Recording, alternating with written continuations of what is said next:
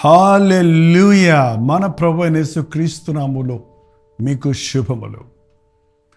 మేల్కొన్నారా? బాగున్నారా? సంతోషంగా ఉన్నారా? స్తుతి కృతజ్ఞతలు కలిగిన హృదయాన్ని మనం కలిగి ఉంటే మన ప్రభువు మన యందు ఆనందిస్తాడు. రండి ప్రభుని స్తుతిద్దాం. చిన్న ప్రార్థన. పరిశుద్ధుడా, నీకు వందనములయ్యా. ఇంకొక రోజు ఇచ్చావు, వందనములు. మాకు సజీవులుగా ఉంచావు, నీకు వందనములు.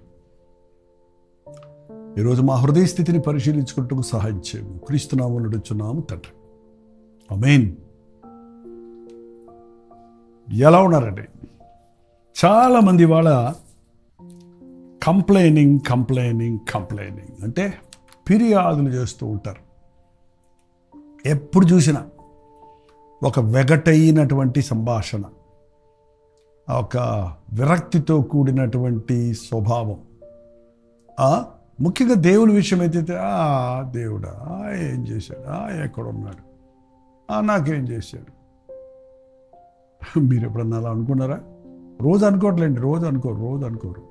మీరు కలిగినప్పుడు, దీవెన ఉన్నప్పుడు, సంతోషంగా ఉన్నప్పుడు బాగానే ఉంటారు. కానీ కొంచెం ప్రభు నిమిత్తమై శ్రమ వచ్చినప్పుడు, కష్టం వచ్చినప్పుడు, నిందొచ్చినప్పుడు, లేక ప్రభు తలంపులు అర్థం చేసుకోలేక మనకు కలిగినటువంటి పరిస్థితుల్లో ఇంకనూ ప్రభువును స్తుతించాలన్న సంగతి మర్చిపోయి మేలైనా కీడైనా ఆయనకే మహిమ కలగాలి అన్న యోబు లాంటి మనసు కాకుండా చాలాసార్లు మనం విరక్తితో చేదు మాటలు మాట్లాడుతుంటాం.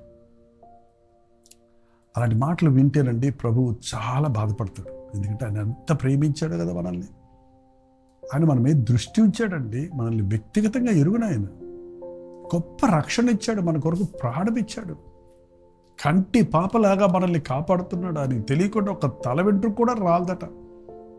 కనుపాపను కాపాడినట్లు కాపాడేవాడు ఆయన. కునుకాడు, నిద్రపోడు. అంత ప్రేమగా ఆయన మన మీద అంత మనసు పెడితే మనం అప్పుడప్పుడు ఆ ప్రభువును పలకరించేవారిగా ఉండి ఎప్పుడు చూసినా అడుక్కోవడానికే ప్రభు దగ్గర నాకేమి ఇచ్చాడు, నాకేం చేశావు అని మోకరించి ప్రార్థన చేద్దామన్నా కూడా కొంతమంది ఆ విరక్తితో ప్రార్థనే, ఆ నిరుత్సాహంతో ప్రార్థనే. నువ్వు ఉంటే చెయ్యి, నువ్వు దేవుడు అయితే చేసి పెట్టు అన్నట్టు ఆయన శోధిస్తూ ఉంటారు. కానీ ఒక్కసారి మనం ఆలోచించుకుంటే, నాకు దేవుడు ఏం చేశాడు, నేను దేవునికి ఏం చేశాను. కొంతమంది ఎప్పుడు చూసినా దేవుడు మేలు చేయలేదు, చేశాడు, చాలా మేలు చేశాడు దేవుడు, చాలాసార్లు దేవుడు కాపాడాడు, స్వస్థపరిచాడు, అది ఇదని పెద్ద సాక్ష్యాలు చెప్తారు. సరే, అన్ని చేసిన ప్రభువుకి నువ్వేం చేశావు? నీ అవసరత తీరే వరకు ప్రభువా అని గోజాడావు. అవసరత తీరిన తర్వాత ఆయన్ని స్తుతించావా? ఆలోచించేయండి. ఆపత్కాలంలో నువ్వు నాకు మొరపెట్టు, నేను నీకు ఉత్తరమిచ్చదను, నీవు నన్ను మహిమపరచదవు. దావీదన్నట్టు, నా ప్రాణమా యెహోవాను సన్నుతించుము, ఆయన చేసిన ఉపకారములలో దేనిని మరువకము.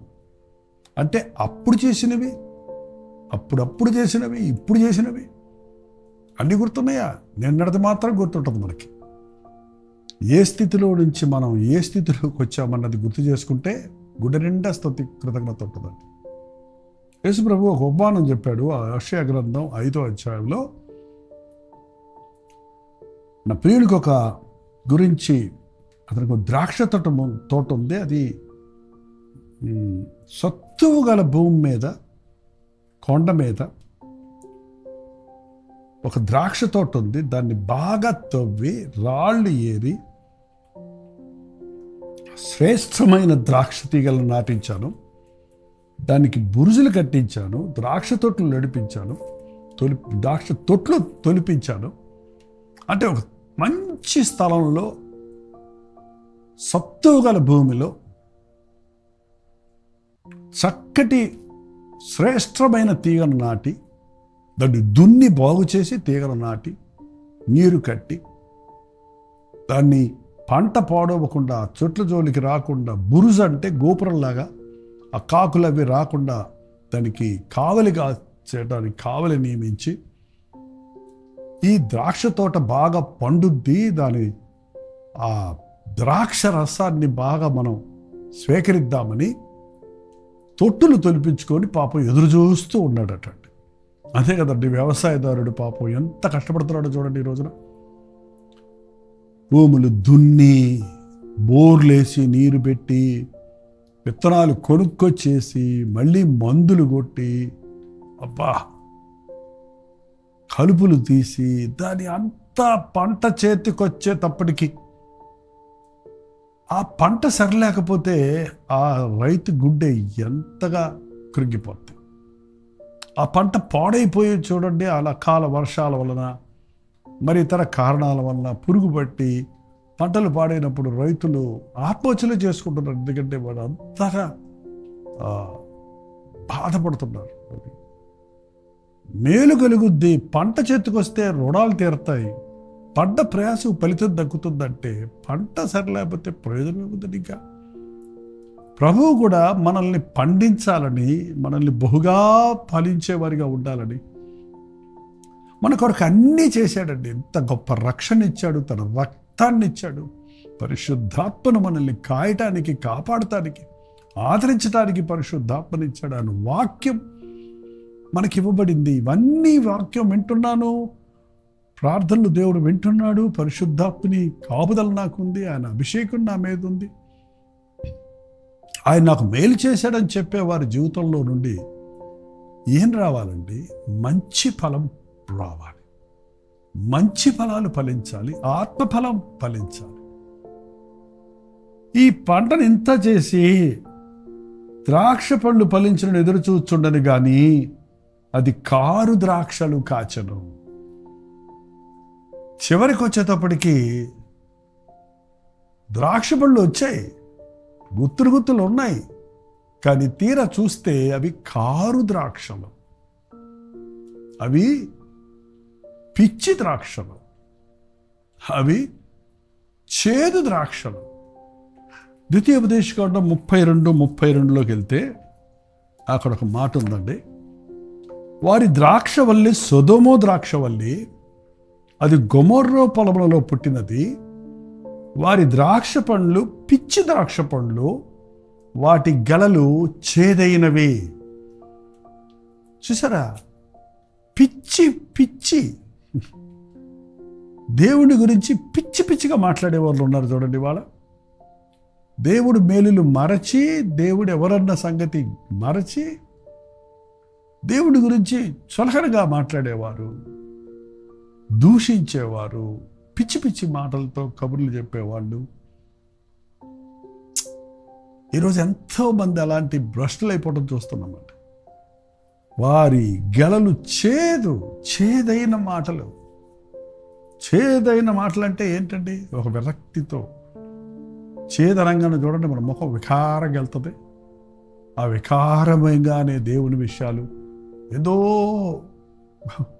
వాళ్ళు త్యాగం చేస్తున్నట్టు గంట సేపు చర్చలో కూర్చుంటే, ఓ 10 రూపాయలు కానుకేస్తే ఏదో కార్యం చేసినట్లు, ఆ దేవుని విషయాలు వచ్చేటప్పటికీ ఆ నిర్లక్ష్యంగా, అజాగ్రత్తగా చేదైన మాటలు. దయచేసి దేవుని విషయాల్లో అలా ఉండకండి. ఆయన గుండెను బాధ పెట్టకండి. ప్రేమ కలిగిన ప్రభువు మన దగ్గర నుండి ప్రేమ ఎదురు చూస్తున్నాడు. ఆయన మనల్ని ప్రేమిస్తున్నాడు, మనం ఆయన్ని ప్రేమించాలని ఆశిస్తున్నాడు. నీ దగ్గర నుంచి నీ డబ్బులు కానీ, నీ పనులు కానీ, నీ క్రియలు కానీ, నీదేది అడగటం లేదండి. ఆయన స్తుతి కృతజ్ఞతల హృదయాన్ని అడుగుతున్నాడండి. నీ పాపాలు క్షమించిన ప్రభువు నీకు నూతన జీవితం ఇచ్చి, నీకు ఆరోగ్యం ఇచ్చి, నీ కుటుంబాన్ని ఇచ్చి, నీకు బిడ్డలను ఇచ్చి, నీవు కోరినవన్నీ దేవుడు నీకు అనుగ్రహించాక దేవుణ్ణి మర్చిపోయేవాడు ఏం చేస్తున్నాడు? మందిరం అంటే నిర్లక్ష్యం చేసేవాళ్ళు ఏం చేస్తున్నారు? దేవుని విషయాలంటే అజాగ్రత్తగా ఉండేవారు ఏం చేస్తున్నారండి? ఏమొస్తుంది వారి జీవితంలో నుంచి?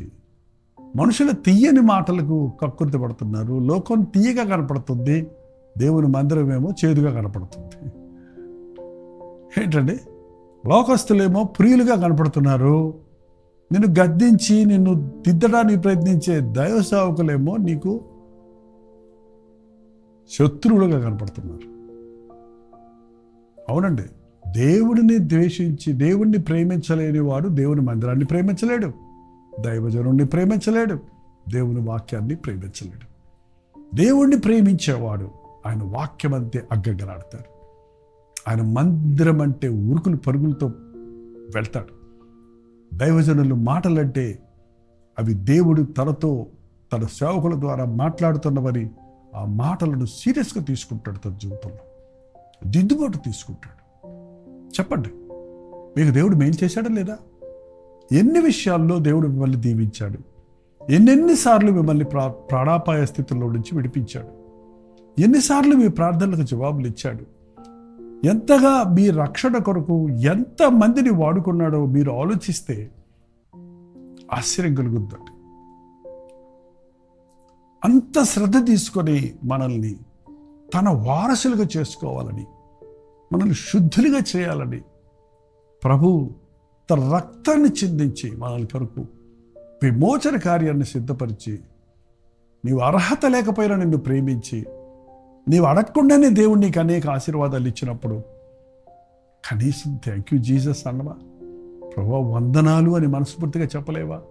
దేవా నీకు వందనములయ్యా నాకు ఆరోగ్యం ఇచ్చావు, దేవా నీకు వందనములయ్యా నాకు కుటుంబం ఇచ్చావు, దేవా వందనములయ్యా నాకు ఉద్యోగం ఇచ్చావు, దేవ వందనములయ్యా నాకు ఈ గొప్ప రక్షణ ఇచ్చావు, దేవ వందనముల తండ్రి ఎంతోమందికి లేని భాగ్యం నాకు ఇచ్చావు అన్న కృతజ్ఞత మనం కలిగి ఉండాలండి. గర్విష్ఠులు దేవునికి అసహ్యులు. వాడు దరిదాపుల్లోకి వెళ్ళారండి దేవుని సన్నిధికి. గర్విష్ఠులను ఆయన దూరం నుండి చూస్తాడట. గర్వ హృదయులందరూ యెహోవాకు హేయులు. దేవుడు నాకు అక్కర్లేదనేవాడు గర్విష్ఠి నెంబర్ 1 అండి. దేవుడు నాకు ఏం చేశాడనేవాడు గర్విష్ఠి కాదా? నాకు ఎవడి సహాయం అక్కర్లేదు, నేనే చేసుకుంటాను అనేవాడు గర్విష్ఠే.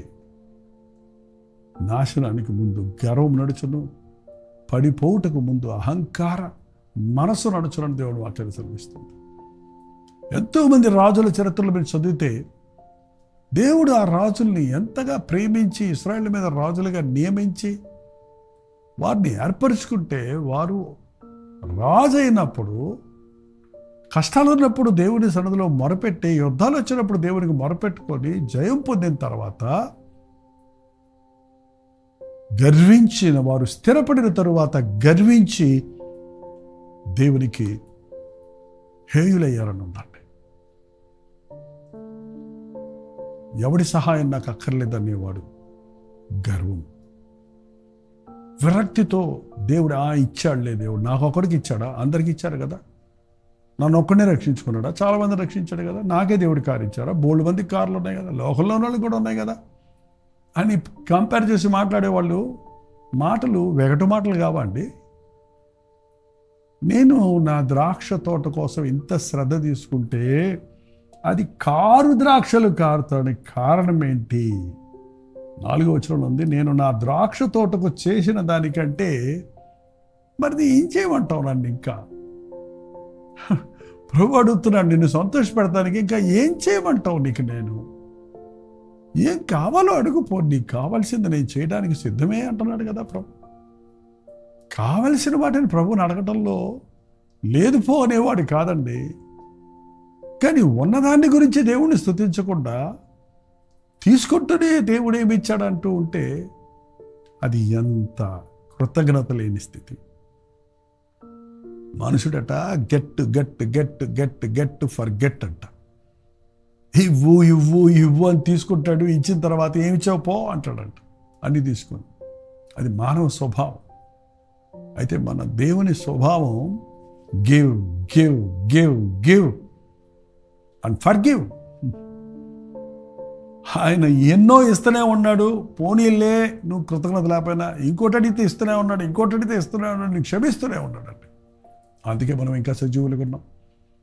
అందుకే ఆయన ఉగ్రతకు బలవ్వలేదు. ఏంటండి? దుష్క్రియకు శీఘ్రముగా శిక్ష కలుగకపోవుట చూచి మనుషులు భయము విడిచి పాపము చేస్తారట.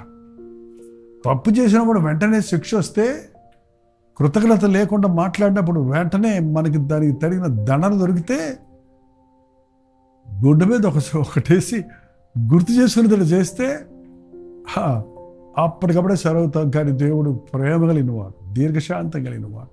పోనీలే ఇంకో వాక్యం విని మారతాడు, ఇంకో సమయంలో మారతాడు, ఇంకోసారి పరిశుద్ధాత్ముడు ఒప్పిస్తాడని మన ఎడల ఓర్పుతో ఎదురు చూస్తున్నాడండి. యేసయ్యా నీకు వందనాలయ్యా, నాకు చేసిన మేలుల కొరకు నేను ఏం చెల్లించనయ్యా, ఇదిగో విరిగి నలిగి హృదయంతో నిన్ను ఆరాధిస్తున్నానంటే నీ అందు ప్రీతి పొంది ప్రభు నిన్ను కౌగలించుకొని నీకు 2 దీవెన 100 ఆశీర్వాదం ఇవ్వడానికి ఎప్పుడు సిద్ధంగా ఉన్నాడు. సనగకండి, స్తుతించటం నేర్చుకోండి. గుణగకండి, ఆయన్ని ఆరాధించటం, ఆయనకి స్తుతి కృతజ్ఞతలు తెలియజేయటం అలవరుచుకోండి. ప్రార్థన. పరిశుద్ధుడ ప్రేమగల తండ్రి, ఈ ఉదయకాలం ఎవరెవరు ఎక్కడెక్కడి నుంచి మాటలు వింటున్నారు, నిజమైన ఆయన మా జీవితాల్లో ఒక్కసారి వెనక్కి తిరిగి చూసుకుంటే మాలో అనేకుల్ని ఎంతగానో నువ్వు ప్రేమించావు, అంచెలంచెలుగా మమ్మల్ని దీవించావు, ఉన్నతమైన స్థితికి మమ్మల్ని హెచ్చించావు. మా బీటు భూమి వలె మా హృదయాలు ఉన్నప్పుడు వాటిని దున్ని మా కొరకు దేవుని వాక్యమును మా హృదయాల్లో విత్తి మేము ఫలించాలని నీవు ఎదురు చూస్తున్నప్పుడు నీవిచ్చే గొప్ప రక్షణ పొంది నీ మేలులు అనుభవించి నిన్ను దూషించేవారిగా, నీ మీద నేరాలు మోపేవారిగా, నీకు వ్యతిరేకంగా గొణిగేవారిగా, సడిగేవారిగా, చేదు మాటలతో మరింత శాపగ్రస్తులం కాకుండా కృతజ్ఞతాస్తుతులు చెల్లించే హృదయాన్ని, ఏమిచ్చినా ఏది ఇచ్చినా నేను అర్హుణ్ణి కాదయ్యా, నీవిచ్చినందుకు వందనములను చెప్పగలిగిన వెరిగి నలిగిన హృదయాలను మా అందరికీ నీ దయచేయండి. క్రీస్తునామములో అడుగుచున్నాము తండ్రి, ఆమేన్.